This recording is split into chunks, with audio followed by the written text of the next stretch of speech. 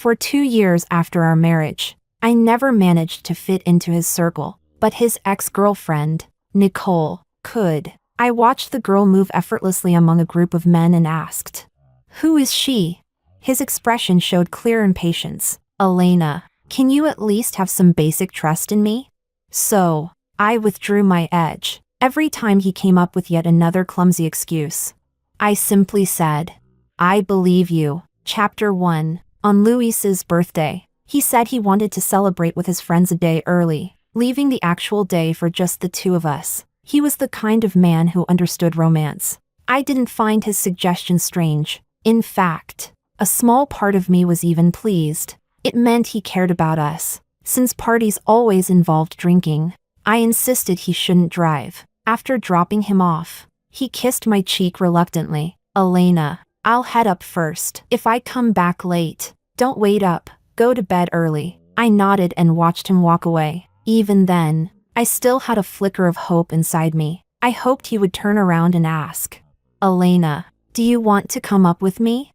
But he didn't. He never would. In the 2 years we'd been married, all I knew was that he had one close friend named Noah. As for the rest of his circle, I knew nothing. After Luis left, I sat in the car for a couple of minutes before restarting the engine. When I got home, I followed my usual habit of checking the trunk to see if there was anything left behind. That's when I saw it, the cake placed right in the center. It was pastel blue, not exactly a color you'd use for a man's birthday. Leaning closer, I saw the frosting. 7 crooked words piped by hand. "Happy birthday, Luis." The tone was unmistakably feminine. A cake from a colleague. Maybe? He'd rushed out of the car, probably just forgot to take it. I called his phone. It rang a few times, but no one picked up. He was probably too busy celebrating. Still, a birthday without a cake didn't feel right. So I got back into the car and drove to the restaurant where they were gathering. Carrying the cake upstairs, I felt a wave of nervousness. Honestly, I barely knew any of Luis's friends. In my head, I rehearsed how I'd greet them without sounding awkward. As I reached the door, laughter spilled out from inside.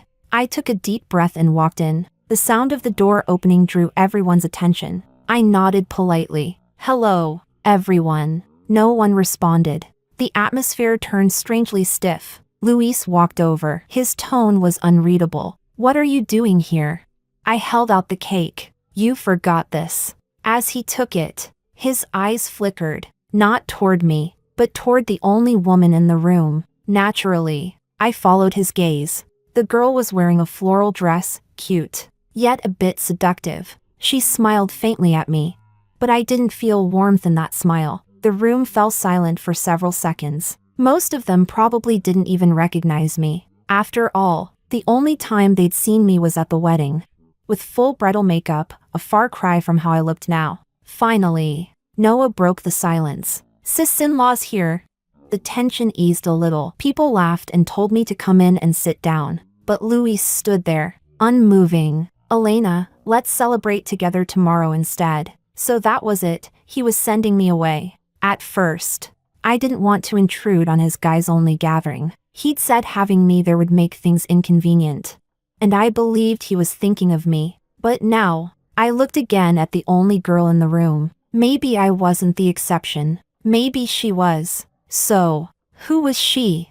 Chapter 2. Luis and I met through a blind date. 2 years ago, I was 24, and he was 25. We weren't exactly old, but both of our families were pushing us hard to get married. My mother always said, "Those who don't listen to their elders will suffer right in front of their eyes." She liked to remind me that after living for more than 40 or 50 years, her ability to judge people was definitely better than mine. Back in college, I had a boyfriend once, although my mother didn't openly oppose the relationship. She met him once and said we wouldn't last long. Sure enough, that relationship dragged on for a year and a half, emotionally exhausting. Before graduation, it ended badly. I admitted she was right. After graduation, I stayed single for quite a while, which made my mother anxious. She worried I'd been scarred by that failed romance.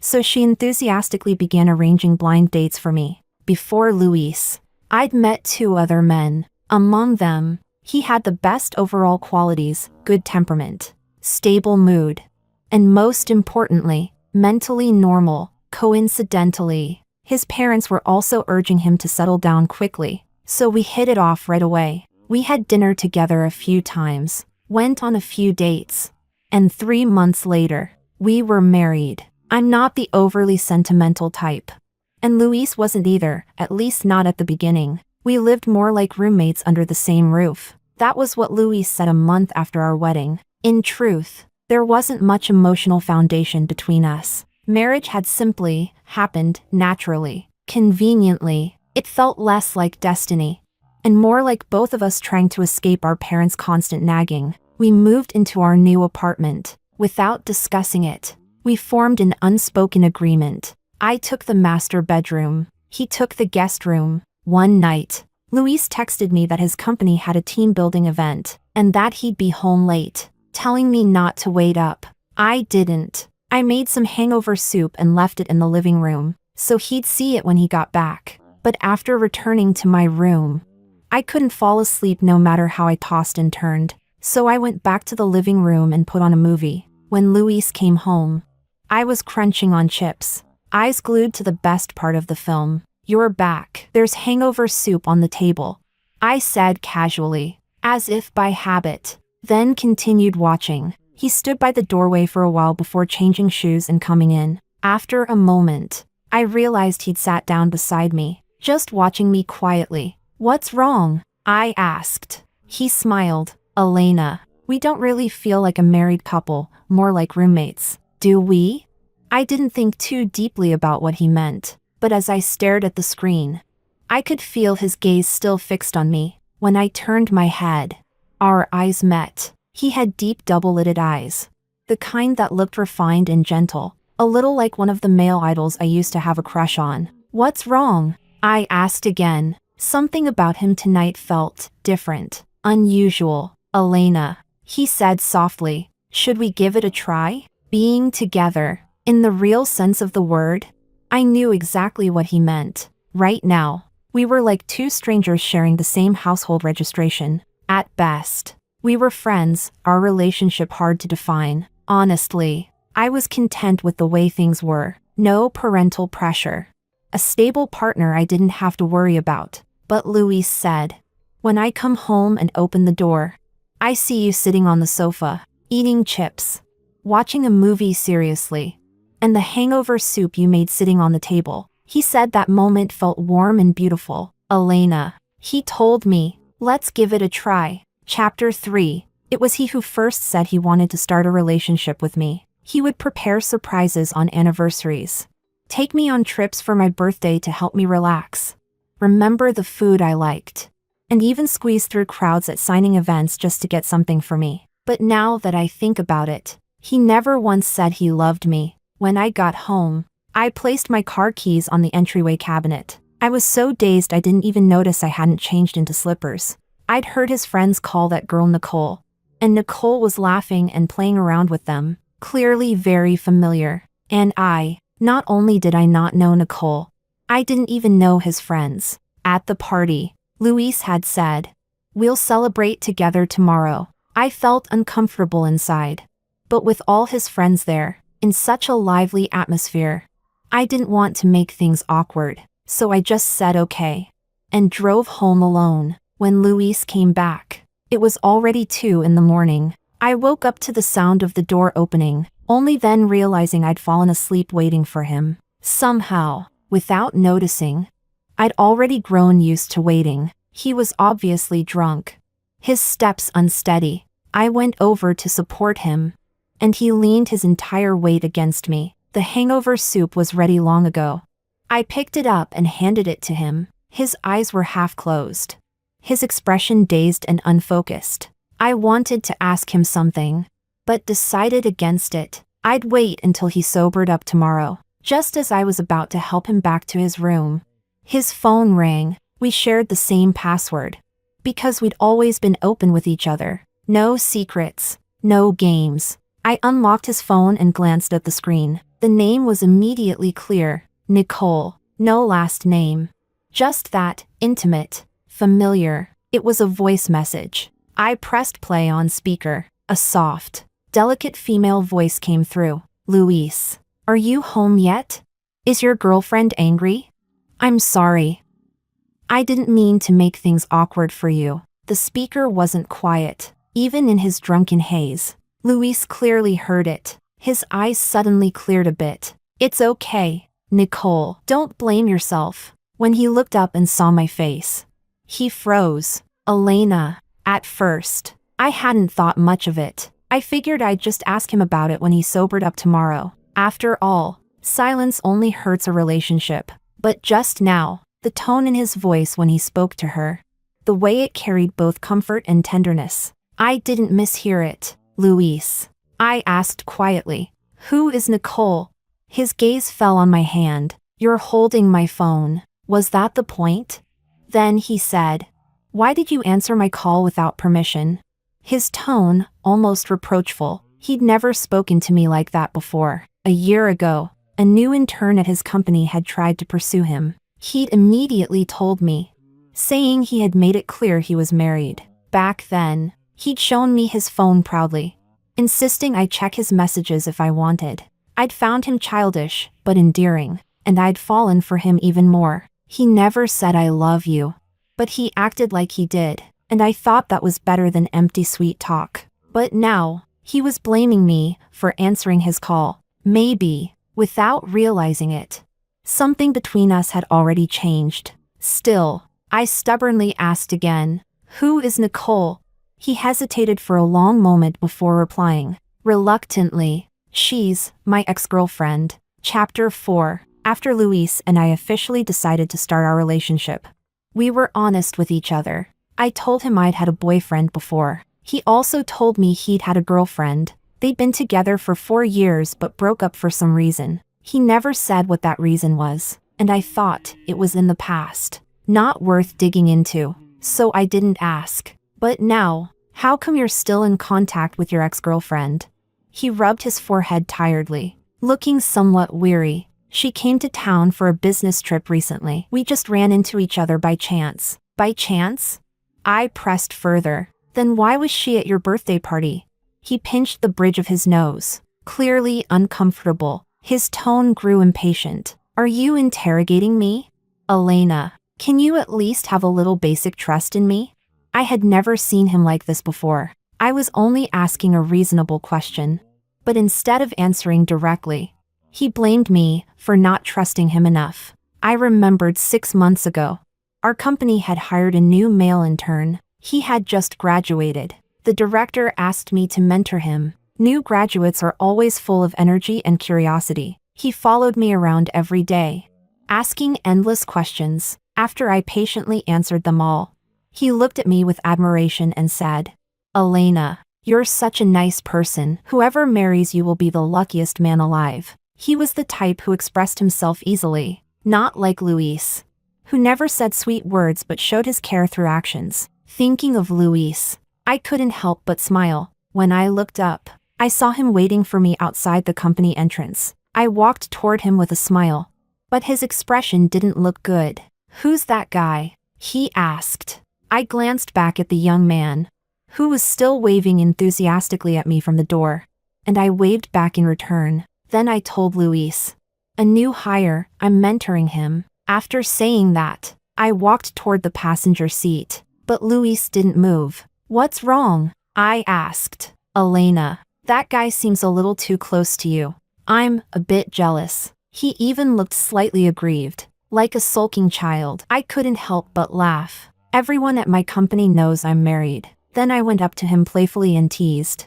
Don't be jealous, little Luis. I'll take you out for something tasty. My teasing made him laugh, and he relaxed. Back then, he said, Elena, if something bothers us, we should always talk it through. Otherwise, misunderstandings left unresolved will hurt the relationship. I couldn't have agreed more. But now, I suddenly couldn't understand him anymore. Chapter 5. Luis probably didn't sleep well that night. Neither did I. I kept tossing and turning. He was drunk from the alcohol, and I was suffocating from what I felt inside. He must have really drunk a lot. He barely spoke, just rubbed his eyes painfully. And after the way he scolded me last night, I no longer felt like talking either. In the middle of the night, when he finally fell asleep, he instinctively reached out and placed his hand on my waist. I quietly moved it away. He made a displeased sound, then turned his back to me. The next day, I was supposed to be off work for his birthday, but I slept straight through until 1 in the afternoon, because I barely slept all night, only managing to close my eyes when the first light of dawn crept in. Luis had probably just woken up too, hungover. He rubbed his temples with a grimace. Hearing me stir, he instinctively reached over to pull me into his arms. I pushed him away again. What's wrong, Elena? He wasn't drunk enough to have forgotten everything, was he? When I didn't reply, he leaned in closer, resting his head on my shoulder. His tone soft and coaxing. I'm sorry, Elena. I stayed out too late drinking yesterday. Please don't be mad at me. He had stayed out late drinking before. Back then, I would scold him gently, telling him to take care of his health, to stop drinking and staying up late, and he would whine and act spoiled, saying, Elena, I was wrong. Then hug me tightly with a smile, telling me, you're so good to me. I'm so lucky to have married you. But now, I wasn't in the mood for tenderness. I lifted the blanket and got out of bed. I heard him pause behind me, his movements suddenly still. But he said nothing, and got up as well. I guessed, he remembered. For breakfast, I made a simple bowl of millet porridge. He was hungover, so something light would be better for his stomach. He followed me around with the bowl in his hand. I handed him a portion, but he just stood there, unmoving, so I served myself and went to sit at the dining table. He followed, looking a little disheartened. Elena, I kept drinking my porridge in silence. He sat across from me, stirring his spoon in the bowl for a long time, before finally saying, Elena, I drank too much yesterday, and I didn't talk to you properly. I'm sorry. When I still didn't respond, he hurried to explain. Nicole is my ex-girlfriend. But I didn't invite her yesterday. Leo brought her. She's Leo's friend too. She showed up, and I couldn't exactly kick her out. Who's Leo? I asked. A friend of mine. Why don't I know him? You've met him a few times. Maybe. I raised my head and looked at him. Not a few times, never. Luis. The only one of your friends I've ever met is Noah. I don't know any of the others. But Nicole, she seemed to know them all pretty well. The moment I mentioned her name, Luis reflexively said, It's got nothing to do with Nicole. Next time, I'll introduce you to everyone. I didn't quite understand. Did he have to say her name so naturally, so intimately? After he finished, he watched my face carefully. Elena, are you still mad at me? His tone was almost exactly the same as every time I had a small tantrum, and he tried to coax me. Our 2 years together had been real. Luis's kindness wasn't fake. I thought for a while, and suddenly I wanted to give him another chance. After all, he'd always said, if something's wrong, we should talk about it. Misunderstandings left unspoken will hurt our relationship. He was right about that. I shouldn't jump to conclusions because of one incident. Luis, I said seriously, looking at him. Why do you still have her on WeChat? Have you two been talking all this time? At that, he frowned, inevitably. I only added her yesterday. We haven't been in contact before that. Then can you delete her? I asked. And promise not to contact her again? Elena, he hesitated. I don't have feelings for her anymore, but if I delete her now, it'll seem too deliberate. People might misunderstand. He didn't care what I might think, but he cared what others would. A dull ache spread in my chest. Chapter 6. For his birthday, I had bought everything in advance, including a special bottle of red wine. I thought that since Luis was always the one creating little surprises for me, this time I should do something romantic for him. But now, the excitement I felt 2 days ago when I bought those gifts was completely gone. My mood was low, and Luis seemed cautious the entire evening. The birthday gift I'd prepared was a wristwatch. When he opened the box, his eyes lit up with surprise. Elena, you still remember? Yes, I still remembered. Back then, He couldn't bring himself to buy an 8,000 yuan watch for himself.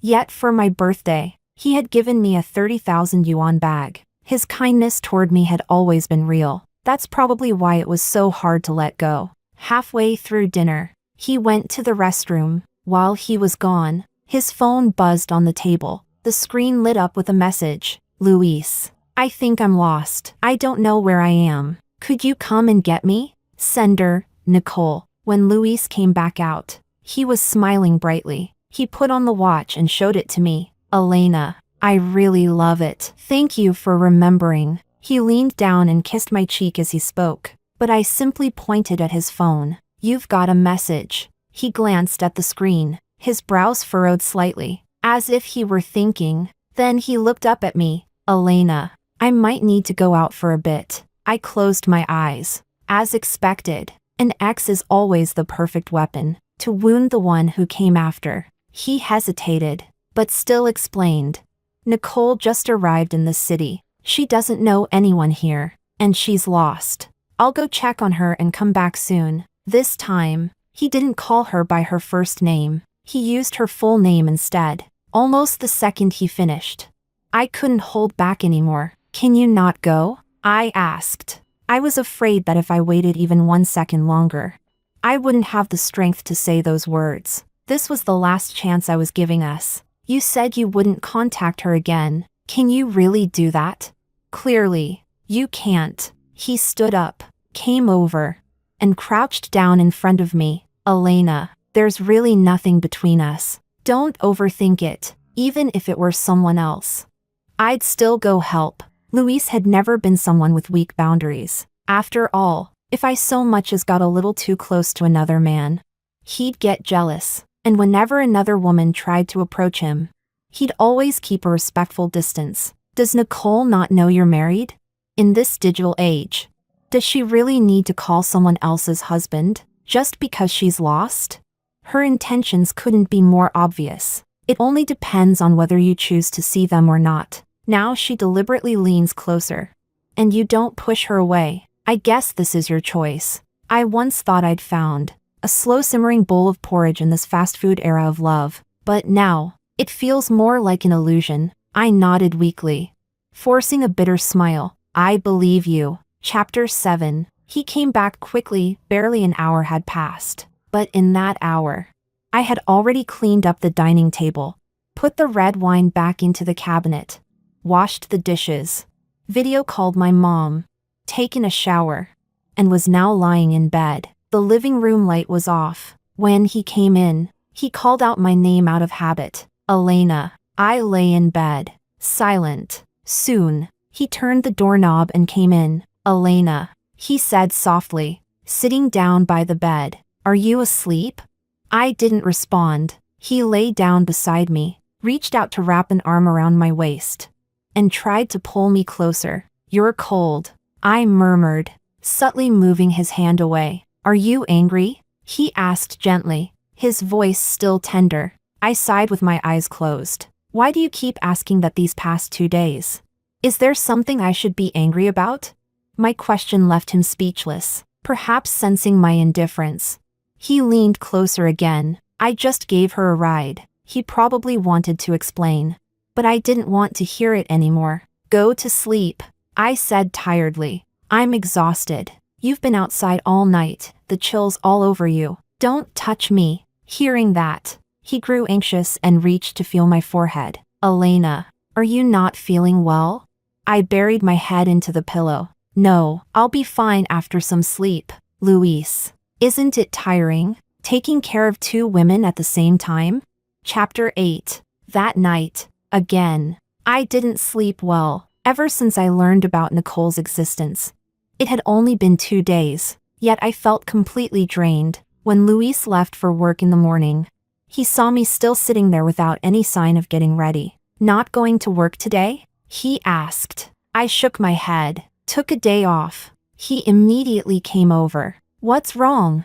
Nothing, just tired. I want to rest. You can go. Before leaving, he kept glancing back at me with that uneasy expression, but I just sat there, eating my fried egg. I didn't look up, and I didn't walk him to the door. Around 10 o'clock, I went out. When I got home, my dad was watering the plants, and my mom sat nearby, giving him instructions. She looked much healthier now. As soon as I walked in, she greeted me warmly. "Your husband didn't come with you?" She had always been very fond of Luis, so much that she called him son-in-law, with more affection than she showed her own daughter. I hesitated, then lied. "It's a work day today. He couldn't take time off." In the past, Luis always came with me, but this time, I hadn't told him I was coming home. During lunch, my mother took a box out of the cabinet and handed it to me. "When you go back, bring this tea to your husband. He likes this brand, right?" My friend brought it back for him from her trip. I reached out to take it. The words I wanted to say got stuck in my throat. My mother's closeness to Luis wasn't without reason. Last year, her health had been poor. She'd been hospitalized for quite a while. Luis had stayed by her bedside the entire time, day and night, more attentive than I was. Back then, our relationship had been good. My mother had even joked, "From now on, Luis is my real son." I asked, "Then what am I?" She laughed and said, "You're my daughter-in-law." The hospital room was full of laughter. No gloom, no weariness. Those were such good days. Looking at the box of tea my mother was proudly holding out, I couldn't bring myself to tell her about the divorce. She was still recovering, and it was rare to see her so cheerful. I thought, maybe next time. Chapter 9. After leaving the house, I called a friend and asked him to check if there were any apartments for rent near my company. Luis came home right on time after work. He'd sent me a few messages throughout the day. I only replied to 2 out of courtesy. When he got home that night, he rushed in and hugged me tightly. "What's wrong?" I asked, resting his head on my shoulder. His tone carried a trace of sadness. "Elena, you barely talked to me all day." "I was scared," he said softly. "Distance and detachment, both can be felt, Luis. You can feel my distance, and I can feel your detachment." I pulled away from his arms and went back to the bedroom alone. For several days, things stayed that way. Finally, on the 4th day, he couldn't take it anymore. As I coldly brushed past him on my way out to work, he reached out to stop me. "Elena, can we talk?" I glanced at my watch. "No, I don't think so. I'm running late. Maybe next time." Ignoring the hurt in his expression, I picked up my keys and left. At lunch, my friend called and said he'd found a place, so I went to sign the lease. Then came home to pack a few things. When Luis came home that evening, I had just finished cooking and was serving the food. He quickly came over to take the plate from me, worried I might burn myself. I had barely spoken in days. It was mostly him talking, and me responding with nothing or little. Now, as we sat facing each other, the silence between us was suffocating. The warmth we once had was gone. "Luis," I said, breaking the silence. He looked up immediately, his tone eager to please. "What is it, Elena?" "I rented an apartment near the office. I'm planning to move there." His hand, mid-motion to pick up food, froze. "Why?" My tone stayed calm as I explained. "I haven't been sleeping well lately. It'll be easier to live closer to work." He stared straight at me, as if trying to find something in my eyes, but there was nothing left. "Luis, these past few days, I've already processed most of my emotions on my own." After dinner, he went to the bedroom and saw my packed suitcase. That's when he finally broke. "Elena, why are you really moving out?" I walked over and grabbed the handle of my suitcase. "I told you, I just haven't been sleeping well." He gripped my wrist tightly. "Elena, you've been so distant lately. Even when I text you, you only reply with a dry you too.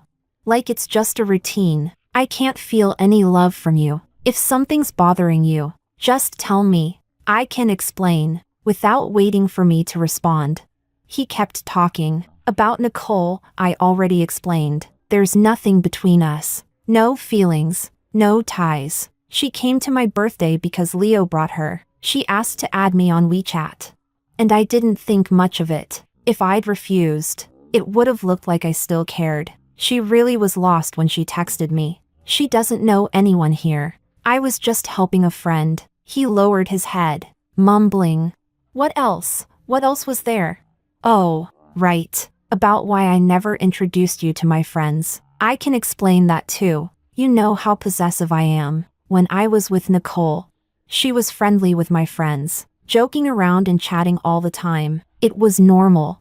But I got jealous. So I didn't want the same to happen with you. Elena, please believe me. Everything I've said is true. If something's upsetting you, just ask me. Don't keep it bottled up, okay? Ask you what? Was that cake from her? Why was it in your car trunk? Aren't Nicole and your friends all close? If she was lost, why didn't she call Leo instead? And adding your ex on WeChat, is that really appropriate? I think it doesn't matter anymore. Adults shouldn't have to struggle so much just to talk. I brushed his hand away. Luis, I believe you. Then I took my suitcase and walked out the door. Chapter 10. The young man I had mentored before has now become a full-time employee, but he still has the same habit. Whenever he runs into trouble, he comes to me first. Like now, he's clutching his phone, completely puzzled. My girlfriend's mad at me. She's ignored me all afternoon, just because, when I ordered lunch, I forgot to tell the waiter not to add cilantro? Come on, you're always sharp with advice. Got any tricks for me, boss? I glanced at the clock. It was almost time to leave work. So I sighed and looked at him. You'd better rush out the second we clock off, and lift your girlfriend in your arms. She's probably already plotting how to dump you. He frowned. Can a single sprig of cilantro really cause that big a fight? I smirked. See for yourself. Just the kind of sweet nonsense young couples love. He slapped his forehead. But I still have a document to deliver. He looked at me guiltily, as if the words "please help me" were written across his forehead. Forget it, I didn't have much to do anyway. Give it to me. He grinned and handed it over with both hands. You're the best, boss. Get lost. And the kid bolted out of the office like lightning. I flipped open the document, then froze. Luis's name was at the end. Our companies are partners. But I hadn't expected this coincidence. I hadn't seen him for days. He still texted me often. Sometimes he'd come to pick me up after work for dinner. But I always said I was tired and went home instead. Just yesterday, he said if I only wanted to live closer to work and didn't want to move back home, he could move in too. I never replied. At his office door, I knocked twice. Come in, came his voice from inside. So I entered, and there he was, sitting at his desk and leaning casually against the desk. Listening to him talk was Nicole. Luis's voice was a little hoarse, his tone low and weary. Modify this part like I said. Then submit it again. Okay, the girl replied softly. Once he finished giving instructions, Luis finally looked up. Surprise flooded his eyes the moment he saw me. Elena. Then, as if suddenly flustered, he glanced quickly at Nicole. I held out the folder. This is the latest proposal from our company. I was asked to deliver it. Then I turned to leave, but Luis hurried forward. Elena, can we have dinner tonight? Sorry, I said gently. I might have to work late. But he didn't let go of my hand. She's a new intern. I was just showing her how to do reports. I looked over at the girl. Her eyes were fixed on Luis's hand gripping mine, her teeth pressing into her lower lip. What kind of expression was that? Frustration? Why, though? A new intern, free to walk in and out of the manager's office, with the manager personally teaching her. Shouldn't she be happy about it? I smiled faintly. I believe you. Then, before he could say another word, I quietly closed the door behind me. Chapter 11. Luis and I seemed to slip into a lukewarm routine, even colder than when we first met, back when we were more like two roommates sharing a space. I didn't mention divorce, and neither did he. He still texted me every day, though I rarely replied. The third time I refused Luis's invitation and went home alone. My mother sensed something was wrong. I didn't show it. I even lied smoothly, saying Luis was away on a business trip, so he couldn't come with me. But my mother said, Luis came by a couple of days ago. My heart skipped a beat. I worried he might have said something that could upset her. The doctor had warned us. My mother's illness required emotional stability and family companionship. No stress, no shocks. That was also why I still hadn't brought up divorce. Luis might be ambiguous with Nicole, but that didn't mean he wanted a divorce. If I brought it up, he would definitely go to my mother, and she adored him. I didn't want her to worry. So I quickly observed her condition. Thankfully, she seemed fine. She only looked at me with concern and asked, Elena, are you unhappy?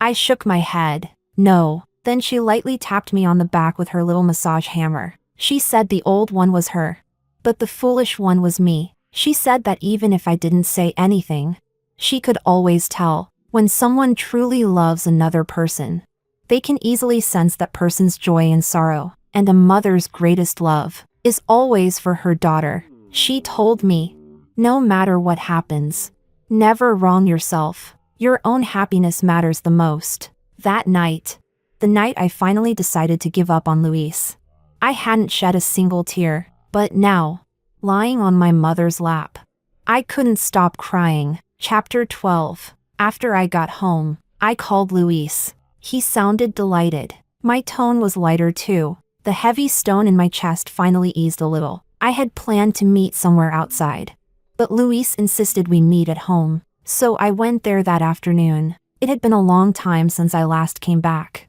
But after all, we'd lived there for 2 years, so it didn't feel unfamiliar. The place had clearly been carefully cleaned. There were even roses and candles on the dining table. Luis, looking happy, stepped forward to hold my hand, but I put my hands behind my back. Disappointment flickered briefly in his eyes, before he quickly composed himself and guided me to sit at the table. The dishes were plentiful. He brought them out one by one, even humming softly under his breath. I didn't want to waste time, so I went straight to the point. Luis, stop for a moment. Let's talk. He finally sat across from me. It had probably been a long time since we'd sat face to face like this. He looked a bit uneasy, but when he heard what I said next, his expression collapsed completely. I came here today to talk about the divorce. For a few seconds, he didn't even seem to process what I'd said, as if he couldn't understand why those words came from my mouth.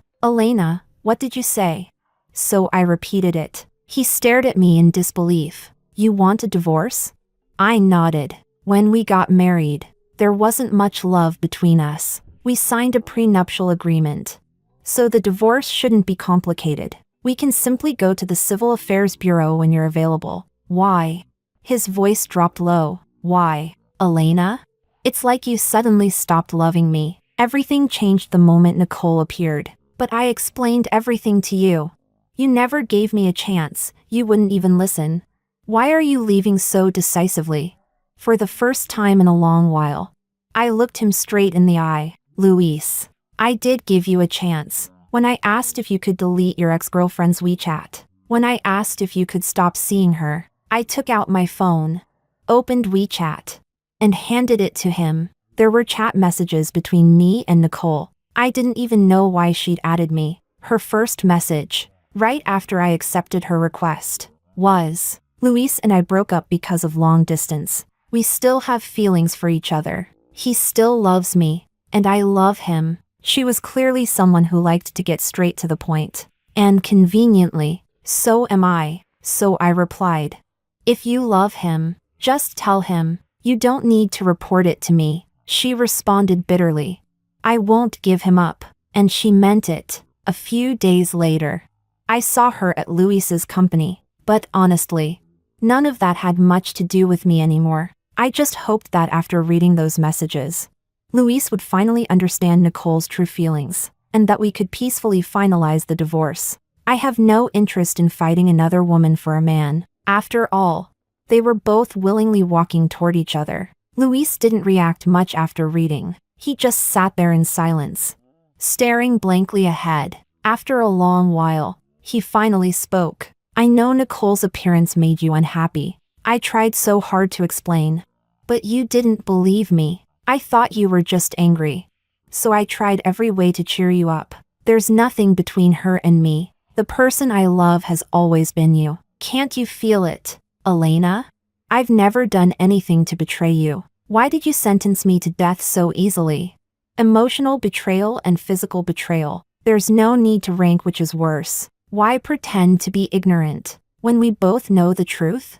I didn't want to argue anymore about love or the lack of it, so I only asked, calmly, "Are you free tomorrow?" His eyes reddened as he looked at me. "Elena, can you please?" I cut him off, speaking evenly. "If you're not free, we can reschedule. If you don't want an amicable divorce, I can wait 2 years and take the certificate then. After all, there's no need for this to turn into a lawsuit between us." Chapter 13. Luis refused to get a divorce. At first, he would message and call me every day, constantly trying to explain those tangled things that could no longer be straightened out. I didn't block him. I just replied once a day, "I'm busy." He would come to pick me up after work. I only smiled politely and walked past him. On certain sleepless nights, I'd glance down through the silver moonlight and see him standing downstairs. Then I would quietly draw the curtains closed. This went on for over a month, until he finally changed tactics. He went to see my mother. When she called to tell me Luis had come by, I immediately got in my car and drove over. This was exactly the day I'd been dreading, and as expected, I couldn't avoid it. The moment I stepped into the house, I could hear the cheerful voices from inside. There were all kinds of tonic gifts on the table, clearly brought by Luis. He was sitting there peeling an apple for my mother, just like he used to when he took care of her in the hospital. When he saw me, he instinctively stood up. My parents didn't say much. They treated him with the same warmth as always. At dinner, my mother even cooked his favorite dish, braised ribs. Luis would occasionally glance at me in secret. His eyes filled with something like hope. When it was time for him to leave, my mother handed him something. I looked over. It was the box of tea, the same box I had taken back after confessing everything to her a few days ago. Now, she was giving it back to Luis. She said softly, "Luis, you must be busy with work. You don't have to trouble yourself to come here anymore." After those words, Luis froze, and so did I. My father helped my mother back toward their room. Her voice trembled slightly as she spoke. After all, she had once truly treated Luis like her own son. "Mom." Luis's voice shook as he called out to her, but my mother only waved her hand. Her back turned to us. Chapter 14. I stood at the doorway for a long time. I saw something drip onto the box of tea. Finally, Luis said, "Elena, will you walk me out?" So we walked aimlessly toward the entrance of the neighborhood. Eventually, we sat down on an empty bench. Luis looked up at the sky, while I stared blankly at the fallen leaves scattered all over the ground. If what existed between us weren't love, but family affection instead, that would have been easier. Then I wouldn't have to feel jealous because of another woman, nor worry about whether he still had lingering feelings for his ex. If Luis were my brother, I could even help him come up with ideas to pursue his sister-in-law. We would have been a very happy family. But life doesn't give that many ifs. In this lifetime, I've never faced a natural disaster, never lived through war, never suffered a serious illness. That's already fortunate enough, isn't it? If I still wanted a love that was faithful and unwavering, maybe that would just be asking for too much. Luis covered his eyes with one hand, his expression full of exhaustion. "Elena," he said softly, "I don't know what else to do anymore. I've always known what kind of person you are, but I still can't give up. I just wanted to try one last time." He let out a sigh. "There's really no possibility left for us, is there?" It sounded like a question, but also a statement. I lowered my head, watching a yellow leaf land gently on the tip of my shoe. "Luis," I said quietly, "I really did love you once." Chapter 15. The divorce went smoothly. I've never been one for dramatics. And Luis, in the end, stayed calm too. As I looked down at that small red booklet, I thought, from this day on, We are no longer bound by anything, from strangers to living side by side. And from living side by side, back to strangers again, Luis.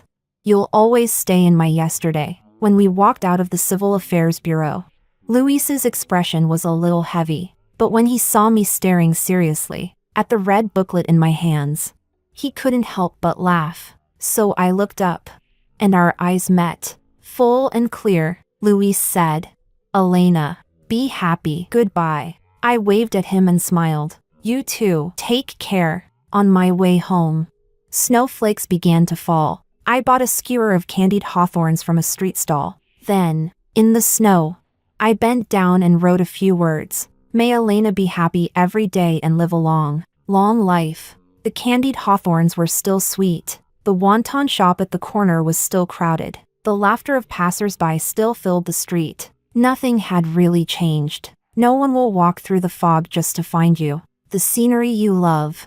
You must go see it yourself. Luis's words. I never doubted my love for Elena. When we met on that blind date, I noticed her right away. She was direct. "If we both feel satisfied, we can get married." We agreed almost instantly. I'm not the kind of man who easily falls for someone, even with my ex. She was the one who pursued me first. But living with Elena, I found myself noticing her little habits. She almost never drank soda, just water or coffee every day. When she tasted something she didn't like, she would frown unconsciously, and the tiny mole between her brows would seem displeased too. On weekends, she wouldn't go out much, just curled up in the rocking chair in the living room. For the whole day, she always seemed different from others, lonely, distant, self-contained. But I'd also seen her at work, among a crowd of young people. She stood out, laughing, talking, as if she belonged everywhere. I didn't know what exactly I felt for her. Until one night, I came home after drinking at a business dinner, and saw her curled up on the sofa, wearing her fluffy pajamas. When she turned her head and smiled at me, the table beside her held a bowl of hangover soup. In that instant, I thought, I could live like this forever. I wanted to come home to her every single day. When I confessed my feelings, and she didn't reject me, my heart surged with excitement I'd never felt before. So that's what it feels like to be loved back. Like every couple, we started dating, chatting all day on our phones, laughing at everything and nothing. She became more alive, buying silly matching trinkets, dragging me to go bungee jumping with her. She said it felt like a promise between life and death. I even started reading her favorite books, watching her favorite films. I wanted to be part of her world. In the summer, we would walk the streets hand in hand, feeling the cool evening breeze brush against our skin. I once thought spending a lifetime with someone was a distant dream, but with her, just being together every day, I thought a lifetime didn't seem so long after all. But our lifetime never came. Nicole appeared. She came with a cake, saying she wanted to celebrate my birthday. I asked Leo why he brought her. He shrugged it off, saying, "She's just an ex. If you can't be lovers, you can still be friends." So I let it go. I didn't expect Elena to show up. When she saw Nicole, she was clearly surprised, though the two of them didn't know each other. I instinctively feared that Elena might misunderstand. That night, they made me drink a lot. My head ached, and my body felt heavy. In my haze, I sensed someone beside me. I thought it was Elena, but when I opened my eyes, it was Nicole's face I saw. The people around us were still laughing and shouting. I stood there awkwardly, then quietly stepped away. We drank until late that night. When I finally got home, my whole body felt sick. So when Elena questioned me relentlessly, I lost my temper. I didn't think Nicole could possibly threaten our relationship. When she texted me saying she was lost, I truly saw her as just a friend. I only went to help. After all, we had been together for years. I couldn't just completely ignore her, could I? At least, that's what I told myself. But later, Noah asked me, what if Elena spent her birthday with her ex, and even left you to see him? How would you feel? Before he finished, I blurted out, "Of course not. I wouldn't allow that." And then I froze. So this was what it felt like to understand too late, back when our relationship was good. Elena loved dropping by my company. She would knock playfully on my office door, peek her head in, and say with a grin, "Boss, I'm here to deliver the documents." It was a side of her no one else had ever seen, but later on, she simply handed me the files coldly, and when I tried to explain, she would only say softly, "I believe you." But what I heard instead was, "I don't care anymore. I don't know why Nicole stayed in this city, or why she joined my company. Maybe she wanted convenience." Yes, I did give her some small favors. As her ex, I felt obliged. But later, she told me, she stayed for me. She said she could feel that I still had feelings for her. I panicked. What made her think that? Was it just the kindness I thought was harmless? Then what about Elena? Was that what she thought too? Is that why she left, without hesitation? Elena was never the type to scream or make a scene when she brought up divorce. She was calm when we walked out of the Civil Affairs Bureau. She was calm, even in our occasional encounters afterward. She could still smile and nod politely. The calmer she was, the more it hurt. She didn't delete my number, didn't block me on WeChat, but she never replied. I couldn't let go. 6 months after the divorce, our companies collaborated on a project. We were both the main representatives. So, under the pretext of work, I invited her to dinner. At the table, she spoke confidently, but only about business. I cautiously mentioned, "Nicole no longer works for my company. She wasn't suited for the job." I watched her closely, hoping for some reaction, but she only nodded lightly, as if it had nothing to do with her, and continued talking about the project. When dinner ended, I couldn't help myself. "Elena," I said, "I've been really struggling lately." She lifted her gaze to me, her eyes clear and calm. You've lost weight." My heart leapt. For a moment, I thought she still cared. Then she added, "You should eat properly. Life is still beautiful." After all, her tone was gentle, but without emotion, like the casual concern of a colleague. I forced a bitter smile. If only she could look at me with the same tenderness she once had. Even if she misunderstood me and got angry, even if she yelled, accused, or cried, at least that would mean she still cared. But now she was indifferent. Through her calmness, she told me one truth: she doesn't care anymore. I got lost in love. And in that moment of confusion, I lost her forever.